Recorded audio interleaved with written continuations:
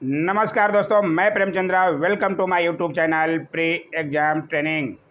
दोस्तों, BPSC auditor का exam 29/8 को हुआ था। उसका प्रश्नों का विश्लेषण कराया जा रहा था। 1 से 104 नंबर तक हमने करा दिया था 2 सेटों में। तीसरा सेट है ये। सबसे सटीक आंसर की देखने के लिए ज़रूर देखा कीजिए पूरा वीडियो। 105 से 150 के प्रश्न का पूरा विश्लेषण किया जाएगा। कोई सवाल जो नहीं मिला आंसर, उसका भी बताया जाएगा किस तरह से क्या होगा। आइए देखें। अच्छा लगे तो लाइक ज़रूर किया कीजिए दोस्तों, और जो लोग नए हैं चैनल को सब्सक्राइब कर सकते हैं। इसके बाद बिहार ऑडिट सर्विस की तैयारी कराई जाएगी, इसलिए चैनल पर बने रहें और एग्ज़ाम की तैयारी में 4 चांद लगाते रहें। आइए देखें। 105 नंबर का सवाल था। ये सेट सी है। मेरे पास सेट सी था। जो लोग आपको पास जो भी सेट हो उसके अनुसार मिलान कर लीजिएगा। कौन सा जिला पेयजल के लिए गंगा उद्भव योजना के प्रथम चरण से संबंधित नहीं है? बहुत अच्छा सवाल था ये भी। पहले फेज में गया, बोध गया और राजगीर के लिए पेयजल की आपूर्ति सुनिश्चित की गई थी, इसलिए ध्यान रखिएगा। गया, बोध गया और राजगीर। इसमें बोध गया नहीं दिया हुआ है। दूसरे चरण में नवादा के लिए 2021 तक के पीने के पानी की आपूर्ति की व्यवस्था है। इसके अनुसार इसमें कौन सा प्रथम चरण से संबंधित नहीं है? तो राजगीर और नवादा भी दूसरे चरण के लिए था, तो राजगीर अभी नाम, राजगीर तो पहले में है। गया, बोध गया और राजगीर। इसमें नालंदा और नवादा का नाम नहीं है कहीं भी। नवादा का दूसरे फेज में है, नालंदा का नाम नहीं है, इसलिए ई ऑप्शन पे जाएगा मेरे अनुसार। इसलिए 99% ई ऑप्शन ही जाएगा, इसलिए ध्यान रखिएगा जो लोग लगा है ई ऑप्शन। आइए देखें आगे। सियासत में सदस्यता पुस्तक के लेखक कौन हैं? बहुत अच्छा सवाल था ये। 2020 का मेन था। जब विजय कुमार चौधरी कौन थे सब को पता होना चाहिए। विधानसभा के अध्यक्ष थे इनके पहले, इसलिए ये पुस्तक जो है हाईलाइटेड था। सबको पता होना चाहिए। ये आंसर जो है 100% सही है, विजय कुमार चौधरी। आइए देखें अगला सवाल। अनुसंधान एवं विकास के लिए फिजिकल मॉडलिंग सेंटर कहाँ स्थित है? अनुसंधान एवं विकास के लिए फिजिकल मॉडलिंग सेंटर जो है, इंडिया का दूसरा फिजिकल मॉडलिंग सेंटर बिहार के बीरपुर में, जो कि सुपौल ज़िले में पड़ता है, स्थापित किया गया है। पूरी बातों को समझते हुए चलिएगा। बीरपुर सुपौल में स्थापित किया गया है, इसलिए ये बीरपुर बी आंसर सही होगा। उसके बाद का अंत देखते हैं। क्वेश्चन जो है 108। तीसरा खेलो इंडिया यूथ गेम 2020 कहाँ आयोजित हुआ था? बहुत इजी सा सवाल था, बहुत बार कराया गया है मेरे प्रैक्टिस सेटों में भी। गुवाहाटी जो था, तीसरा यूथ गेम हुआ था 2020 में। ये सवाल तो बहुत इजी था। चौथा कहाँ होगा? हरियाणा में 2021 में ही होने वाला है। ये भी ध्यान रखिएगा आगे के एग्ज़ाम के लिए। आइए देखें आगे। विश्व स्वास्थ्य संगठन द्वारा वर्ष 2020 को किस वर्ष के रूप में मनाया जा रहा है? किस वर्ष के रूप में मनाया गया 2020 को? सब लोग जानते होंगे। ये सवाल भी बहुत इजी था।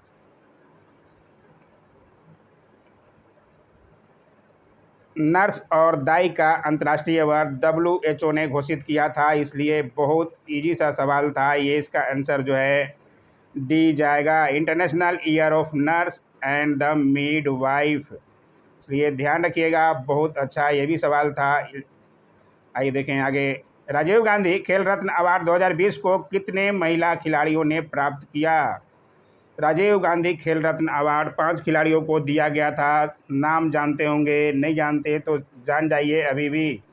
रोहित शर्मा क्रिकेटर को दिया गया था। मरियप्पन थंगबेलु पारा एथलेटिक्स थे। ये दोनों जो थे पुरुष थे, रोहित शर्मा और मरियप्पन थंगबेलु। महिला में विनेश फोगाट, रानी रामपाल और मनिका बत्रा, ये 3 महिला खिलाड़ी थी, इसलिए आंसर जो है 3 जाएगा। जिन्होंने भी 3 लगाया है उनका बिल्कुल 100% सही होगा। आइए देखें आगे। कौन सी पुस्तक बिंदुसार को एक अभिषिक्त क्षत्रिय वर्णित करती है? बहुत अच्छा ये भी सवाल है। बिंदुसार कौन थे? सब लोग को पता होना चाहिए। चंद्रगुप्त मौर्य के पुत्र और अशोक सम्राट के पिताश्री। ये जो है अभिषिक्त क्षत्रिय वर्णित किया गया है दिव्य वदान में। बहुत अच्छा सवाल है। और बौद्ध साहित्य में से मौर्य क्षत्रिय कहे गए दिव्य वदान में बिंदुसार स्वयं को मूर्धा अभिषिक्त क्षत्रिय कहे हैं। ध्यान रखिएगा, दिव्यावदान है। 100% सही आंसर जाएगा दिव्यावदान। जिन्होंने भी लगाया है उनका सही होगा। आइए देखें आगे। इलाहाबाद स्तंभ अभिलेख की 21वीं पंक्ति में आर्यावर्त के कितने शासकों का जिक्र किया गया है? बहुत अच्छा ये भी सवाल है, लेकिन ये बहुत ज़्यादा ही अंदर से पूछा गया सवाल है। इतना ज़्यादा डीप में पूछा जाएगा तो बच्चे कितनी तैयारी करेंगे खुद सोच सकते हैं।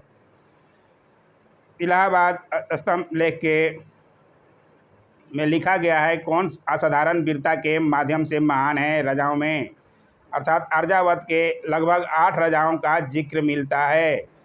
कौन कौन से राजा हैं आप नाम नोट कर सकते हैं। मैंने बहुत सर्च किया, उसके बाद ये आंसर मिला। 9, 7, 6 में से कोई नहीं होगा, 8 होगा अगर मैंने जहाँ तक देखा है।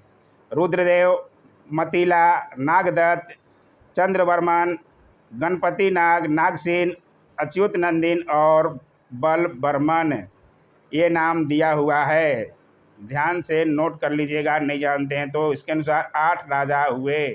आर्यावर्त के 8 राजाओं का जिक्र मिलता है 21वीं पंक्ति में। इसलिए आंसर जो है 8 जाएगा। 99% सही होना चाहिए। बहुत सर्च के बाद ये आंसर मिला। आइए देखें अगला सवाल। किसने तर्क दिया है कि गुप्त और उत्तरोत्तर गुप्त काल में धन अर्थव्यवस्था में पतन दिखता था? इस सवाल का जवाब बहुत खोजा, नहीं मिला, लेकिन आर.एस. शर्मा जो हैं इनका प्राचीन भारत पे बहुत किताबें लिखे हैं, इन्हीं का ये कथन हो सकता है। मेरे अनुसार ये बी जाएगा, लेकिन आप लोग देख लीजिएगा। आप लोग ये देख लीजिएगा, लेकिन मेरे अनुसार ये बी जाएगा। आइए देखें आगे। भूमि अनुदान किन्हें दिए गए थे जो शाही दरबार से जुड़े हुए थे? ये तो इजी सवाल था। ये ज़्यादातर शाही भूमि अनुदान ब्राह्मणों को दिए गए थे। ध्यान रखिएगा, ब्राह्मणों को अनुदान में दिया गया भूमि ब्रह्मदेव और अग्रहार के नाम से जाना जाता था। इसे भी नोट कर लीजिएगा, अगर आगे के लिए फ़ायदा रहेगा, आपके एग्ज़ाम की तैयारी कर रहे हैं तो। आइए देखें आगे। अमीर शिकार की पदवी पर बलबन को किसने नियुक्त किया? बहुत अच्छा ये भी सवाल है। बलबन जो है इल्तुतमिश का दास था। जब इल्तुतमिश की मृत्यु हो गई तो रज़िया सुल्तान ने शासन संभाला। तब रज़िया सुल्तान के शासनकाल में ही बलबन को अमीर शिकार के पद पर नियुक्त किया गया। ये बात आप नोट कर लीजिएगा, रज़िया सुल्ताना के समय में ही ये बलबन को अमीर शिकार की पदवी दिया गया है। हर जगह आप नेट पर खोज सकते हैं। कोई नसरुद्दीन महमूद शाह बता रहा है, ये तो उनका दामाद था बलबन का। इसलिए रज़िया सुल्ताना सही आंसर होना चाहिए 99%। आइए देखें आगे। अकबर के राज्य के समय बिहार कितने सरकारों में बटा हुआ था? ये सवाल भी बहुत ज़्यादा ही अंदर से पूछ दिया है। सवाल का जवाब नहीं मिल रहा था, लेकिन 99% 8 होना चाहिए मेरे अनुसार। आप लोग देख लीजिएगा। आइए देखें आगे। मध्यकालीन बिहार में बुनियादी प्रशासनिक इकाई के रूप में परगन्ना को किसने विकसित किया?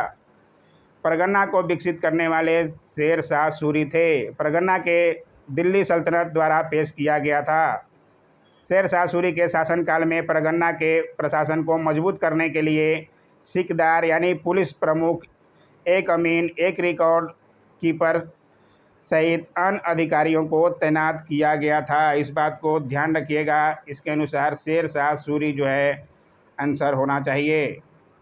बाकी बीपीएससी क्या देता है उसके बाद आंसर की आने पर ही पता चलेगा। आलमगीरनामा को किसने लिखा था? आलमगीरनामा को मिर्ज़ा मोहम्मद काजिम ने लिखा है। ये जो है कि सही जवाब होगा ए। आइए देखें आगे। किसने खुद और मुकदमों को इस हद तक पदावनत कर दिया कि उनकी स्त्रियों को मुसलमानों के घरों में काम करना पड़ा? इसका भी आंसर जो है अलग अलग बताया जा रहा है, लेकिन मेरे अनुसार से ये अलाउद्दीन खिलजी होगा। इसका आंसर कोई मोहम्मद बिन तुगलक, कोई बलबन भी बता रहा है, लेकिन ये अलाउद्दीन खिलजी होगा। बाकी आंसर आने का इंतज़ार कीजिए, कोई गलत कमेंट मत करिएगा, मैं गलत अपनी बता रहा हूँ, लेकिन जहाँ तक मुझे लग रहा है ये बता रहा हूँ। आपकी सोच कुछ और हो सकती है, और भी ये ट्राई करना पड़ेगा। आंसर की आने दीजिए, तब ये कुछ क्वेश्चन रह जाते हैं बीपीएससी का, हर साल का ऐसे ही है। 4-5 क्वेश्चन तो ऐसे पूछे जाते हैं जो कहीं मिलते नहीं हैं, ये सिर्फ बीपीएससी बता सकता है आंसर, इसलिए ये ध्यान रखिएगा इसका। दिल्ली के किस सुल्तान ने सिजदा की परंपरा को प्रारंभ किया? ये तो इजी सवाल था। सिजदा की परंपरा को बलबन ने प्रारंभ किया था, इसलिए बलबन जो है ये सही जवाब है। आइए देखें आगे।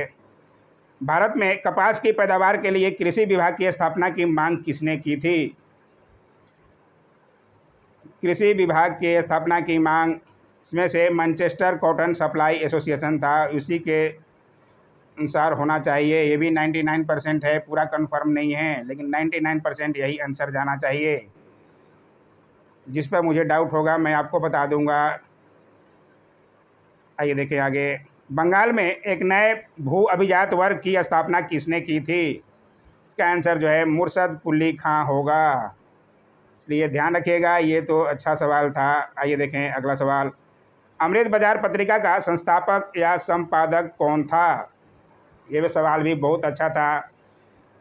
बंगाली पत्रिका थी अमृत बाजार, सबको पता होना चाहिए। 1868 में दो भाइयों शिशिर कुमार घोष और मोतीलाल घोष ने 21 मार्च 1878 के रातों रात ये इसका नाम बंगाली पत्रिका को इंग्लिश में कर दिया गया था, जब ये आया था वर्नाकुलम प्रेस एक्ट।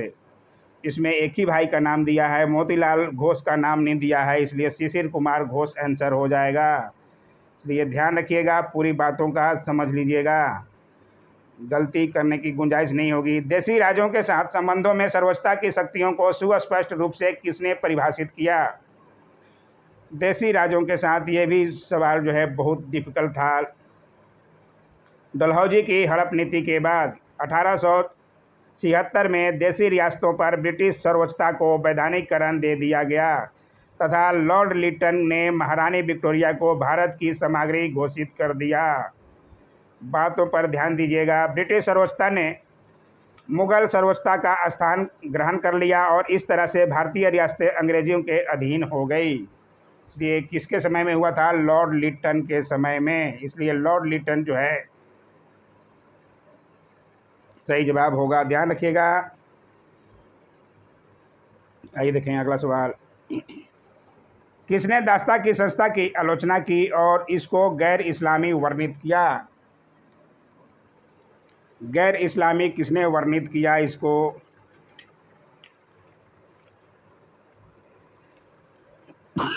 सॉरी,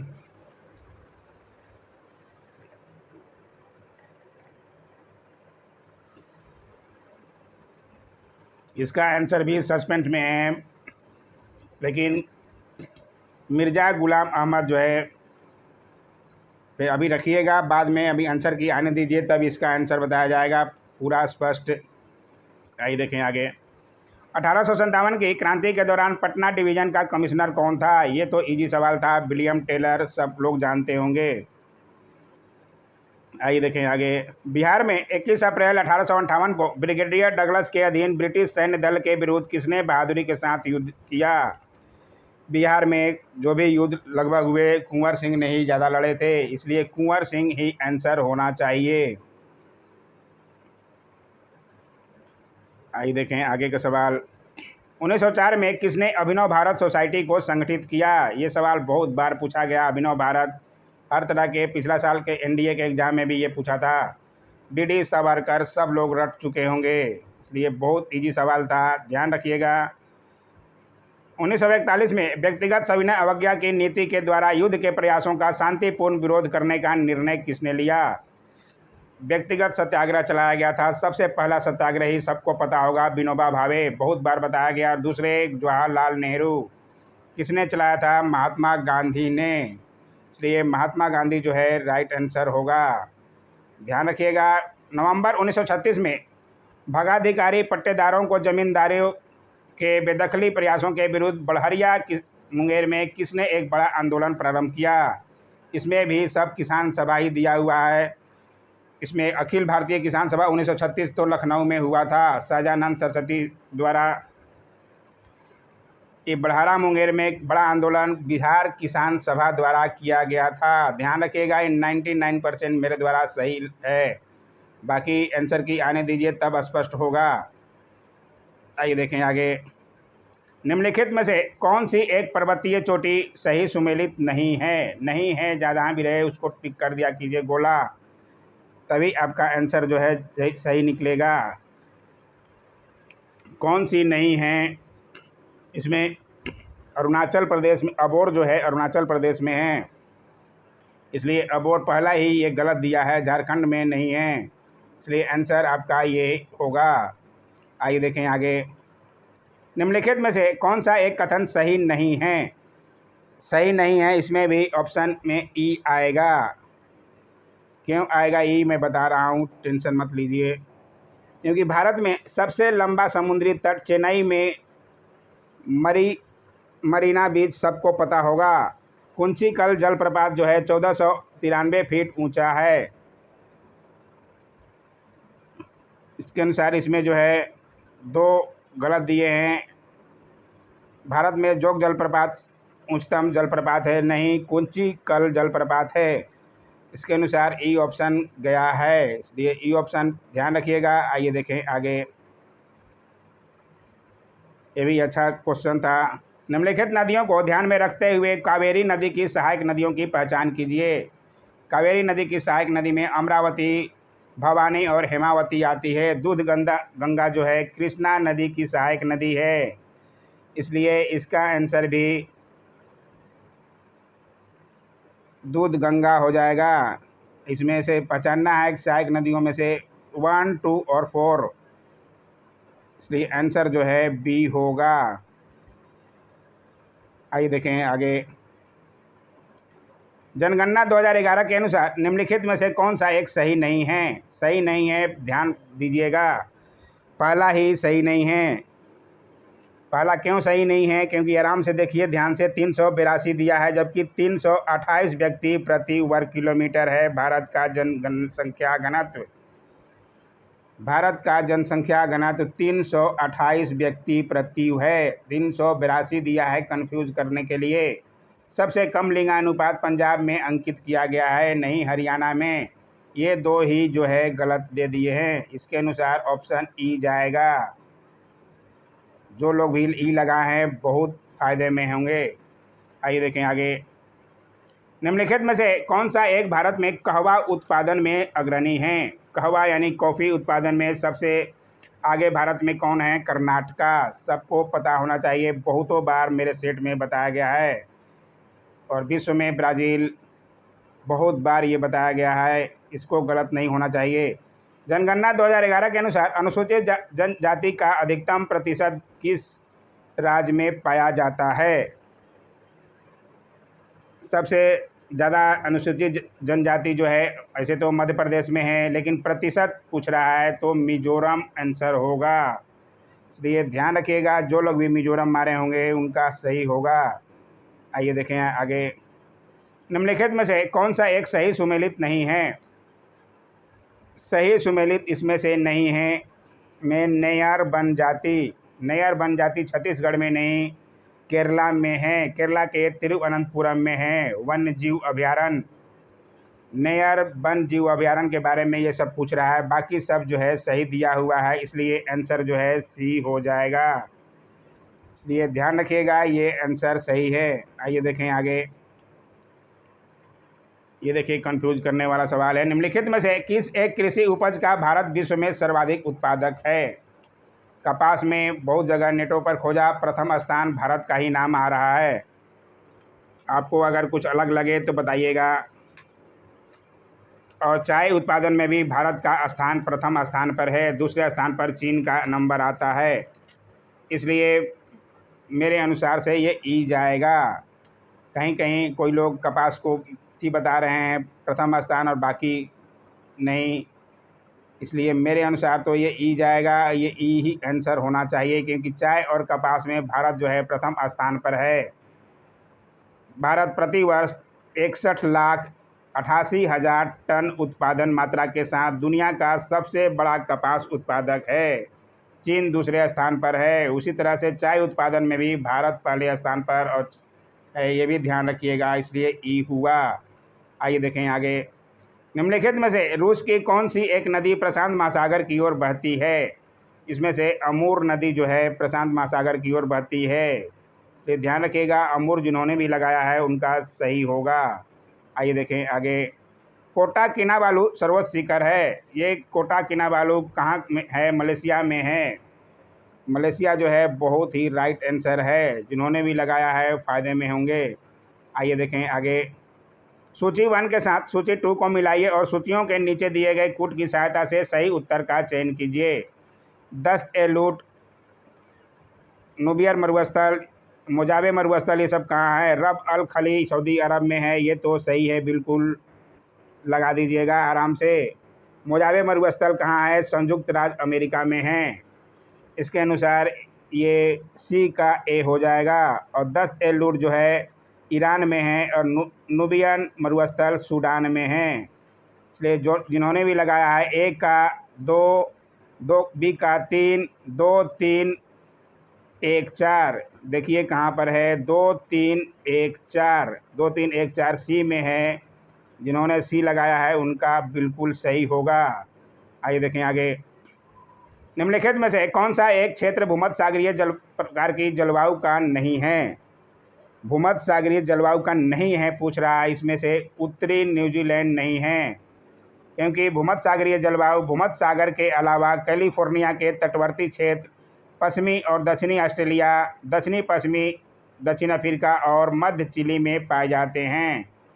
इसलिए इसमें उत्तरी न्यूजीलैंड नहीं है जहां भूमध्य सागरीय जलवायु पाई जाती है। इसलिए उत्तरी न्यूजीलैंड सही आंसर जाएगा। क्यों जाएगा मैंने बता दिया, सब इसमें जा रहे हैं मध्य। आइए देखें आगे। निम्नलिखित में से कौन सा एक कथन सत्य है? म्यांमार की राजधानी नोपडा है, सही है। फुलानी जनजाति की अधिकांश जनसंख्या नाइजीरिया में है। कोरोसी जलवायु ज्वालामुखी यूएसए में स्थित है। कोरोसी वोल्केनो केनिया में स्थित है, यूएसए में नहीं है, यानी कि ये जो है गलत दिया है। इसलिए ये आंसर जो है सी सही होगा, ध्यान रखिएगा। आइए देखें आगे। बिहार के किस जिले में सोमेश्वर पहाड़ी स्थित है? बहुत इजी सा सवाल था। पश्चिमी चंपारण। जिन्होंने भी लगाया है उनका बहुत ही अच्छा आंसर की जाने वाला है। बिहार के किस जिले में ककोलत जलप्रपात स्थित है? पता नहीं कितनी बार ये क्वेश्चन कराया है मैंने प्रैक्टिस सेटों में, और बिहार स्पेशल में तो सोचिए मत। नवादा जो है इसका आंसर होगा। ये सब तो गलत नहीं होना चाहिए अगर जो लोग मेरे चैनल को डेली देखते होंगे। आइए देखें आगे। जनगणना 2011 के अनुसार बिहार का सर्वाधिक जनसंख्या घनत्व वाला जिला कौन सा है? बहुत लड़के कंफ्यूज हुए हैं इसमें। बहुत लड़के जो है पटना पर मार के आए हैं। सर्वाधिक जनसंख्या पटना की है। जनसंख्या घनत्व में शिवहर का स्थान आता है। 1880 व्यक्ति प्रति वर्ग किलोमीटर रहते हैं शिवहर में। बहुत बार बताया गया है, 2011 की जनगणना में बताया गया है। अब कितना बताया जाए आप लोग सही करें। पटना के जनसंख्या घनत्व जो है 1823 है, जबकि शिवहर का 1880 है। उसके बाद दरभंगा और वैशाली का नंबर आता है। इस चारों का जो है लाइन से ही है। पहले शिवहर, पटना, दरभंगा और वैशाली। पहले स्थान पर पूछ रहा है सर्वाधिक तो शिवहर। आंसर जिन्होंने भी लगाया है उनका 100% सही जाएगा। आइए देखें आगे। निम्नलिखित नदियों में से किस एक नदी का प्राचीन नाम निरंजना था? बहुत बार ये भी बताया गया है। फल्गु नदी, जहाँ गौतम बुद्ध को ज्ञान की प्राप्ति हुई थी, इसी नदी के किनारे। आइए देखें अगला सवाल। बिहार में अधिकतम औसत वार्षिक वर्षा जिस जिले में होती है वह है? सबसे ज़्यादा वर्षा जो है किशनगंज में होती है? ये भी सवाल बताया गया है। और सबसे कम औरंगाबाद में। ये भी ध्यान रखिएगा, आगे के लिए कहीं पूछा जा सकता है, इसलिए दोनों बातों को जानिएगा। ये सवाल भी बताया गया था। जनगणना 2011 के अनुसार निम्नलिखित जिलों में से कौन सा एक अधिकतम साक्षरता दर रखता है? ये सवाल भी है। 2011 की जनगणना जो भी देखे होंगे, बिहार का या भारत का, दोनों का वीडियो बनाया हुआ है। अगर जो लोग देखे होंगे उनको फ़ायदा ज़रूर मिला होगा, नहीं भी देखे होंगे अगर याद रखे होंगे तो फ़ायदा ज़रूर मिला होगा। 6-7 सवाल यहाँ से बन रहा था। रोहतास जो है सर्वाधिक साक्षरता दर रखता है बिहार में। रोहतास जिला, ये ध्यान रखिएगा। रोहतास आंसर जिन्होंने भी लगाया है उनका 100% सही है। आइए देखिए आज का आखिरी सवाल। बिहार में 2017-18 में निम्नलिखित में से किसका उत्पादन सर्वाधिक हुआ? बिहार 2017-18 के दौरान तिलहन का उत्पादन 21 मिलियन टन की तुलना में 22.19 मिलियन टन हुआ और दानेदार अनाज का 33.13 मिलियन टन, दालों का उत्पादन 9.22 मिलियन टन, गेहूं का उत्पादन 2017-18 में 99.70 मिलियन टन। इसके अनुसार इसमें जो है 99.70 मिलियन टन सबसे ज़्यादा गेहूं का उत्पादन हुआ। ये सवाल भी कंफ्यूज करने वाला है, आंसर की आने के बाद ही स्पष्ट होगा। लेकिन मेरे सर्च के अनुसार 2017-18 में सारी फसलों का मैंने बता दिया। गेहूं का 99.7 मिलियन टन और दालों का, मोटे अनाज का बता दिया 33.13 मिलियन टन। अब दालों में 9.22 ही है, सबसे कम है। और तिलहन भी 22.19 मिलियन टन ही है। सबसे ज़्यादा गेहूं का उत्पादन हुआ है 99.70 मिलियन टन। सर्वाधिक उत्पादन पूछ रहा है तो ये गेहूं का। मेरे अनुसार से बाकी आंसर की आने दीजिए, स्पष्ट हो जाएगा। आपको वीडियो कैसा लगा? बहुत कुछ सर्च करने के बाद आंसर मिला। कैसा लगा ज़रूर बताइएगा। Don't forget to like, share, comment and subscribe my YouTube channel. Thanks for watching my YouTube channel.